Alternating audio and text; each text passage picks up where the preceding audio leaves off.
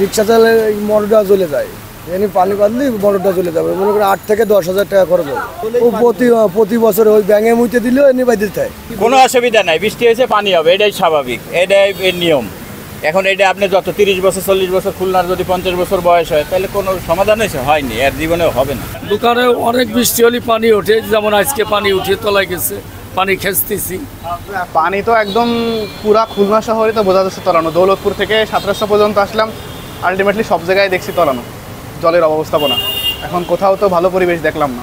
আমরা অনেক হ্যারাসমেন্টের শিকার হই, কলেজে যাইতে প্রচুর সমস্যা হয়। আমাদের অনেক সময় আছে যে আমাদের ভিজে পুরো কলেজে যাইতে হয়, যার ফলে আমরা ব্যাপক সমস্যার সম্মুখীন হতে হয়, পৌঁছাইতে পারি না। আমরা দীর্ঘদিন ধরে এই সমস্যার সম্মুখীন হচ্ছি। আর এই যে ড্রেনের কাজ দেখি কিছুদিন চলে আবার বন্ধ হয়ে যায়, এটা অনেক দিন ধরে চলতেছে। এটা আসলে কি জন্য হচ্ছে আমরা এটা আসলে বলতে পারি না।